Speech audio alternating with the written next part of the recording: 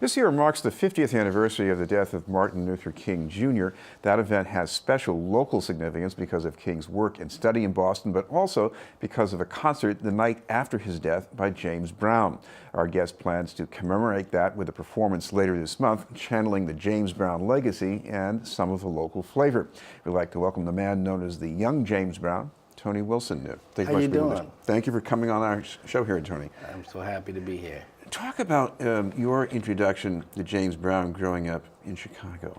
Yeah, when I was 10 years old, I had an opportunity. It was in '68. I had an opportunity to jump on the stage with James Brown at the Regent Theatre in Chicago. My godmother's Martha Reeves, so I always, was around a lot of the celebrities. So taking that into consideration, I've always just kept doing all the talent shows in the schools and everything, and just, really got my thing together. And then I started working a little bit more harder on stuff, seriously. Now, I know you're a gracious out-of-towner, but we think that what happened here in Boston in 1968, April 5th, with James Brown was a pretty special thing.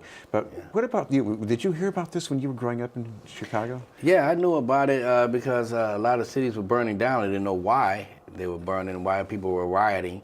And then, but our whole main focus was because Martin Luther King was assassinated, so everybody was upset, and I felt, okay, that was the reason. And then I found out later that was the reason. That towns were burning up and people were throwing chairs and furniture through store windows and burning down businesses. I didn't understand why they would do that. Well, of course, people were expecting that same thing to happen in Boston the night after the assassination, and one of the things that happened to prevent that from coming to play was that James Brown's concert was not canceled, and instead it was put on television so everybody could stay home and watch it. But what about the importance of James Brown? Put yourself in the minds of the people watching him at home on TV. What was going on?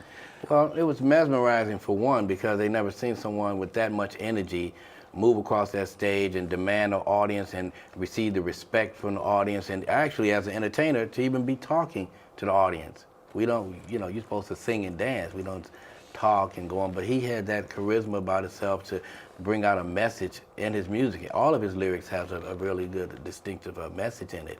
And I thought that sitting back as a young boy watching James Brown on there was like unbelievable how he handled the crowd and handled the kids that were on there, and they were being pushed off the stage, and he handled that very gracefully. We're going to show an excerpt from one of those songs that you're doing called Get It Together. And let's welcome the young James Brown!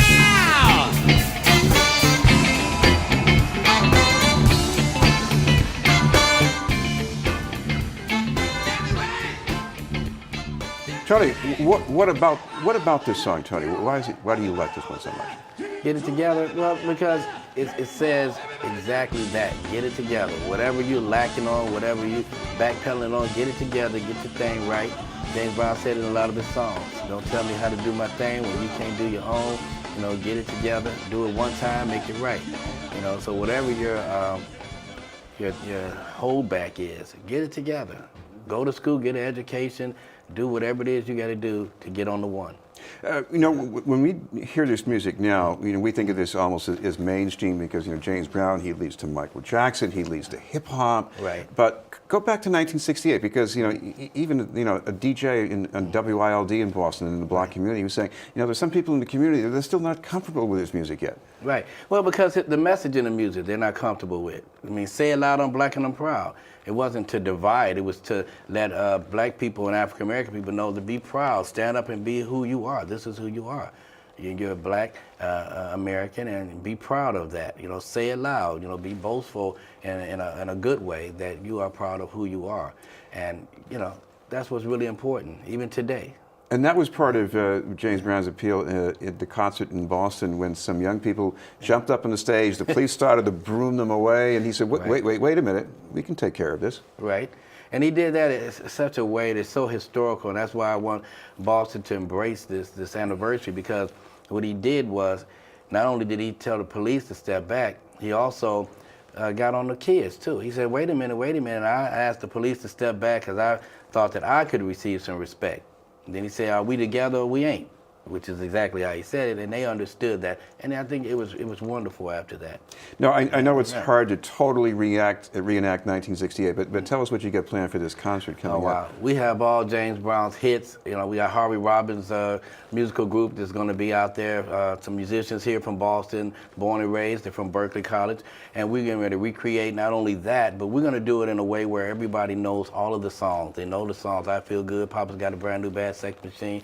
The signature songs that were at the Boston Garden at that time was I Can't Stand It, Get It Together, There Was a Time.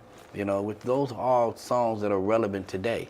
Of course, one thing we also have to remind people of the difference between listening on the radio and being at a performance, and you see this interplay between the singer and the band. Talk about that. Well, James Brown, he gave them a part.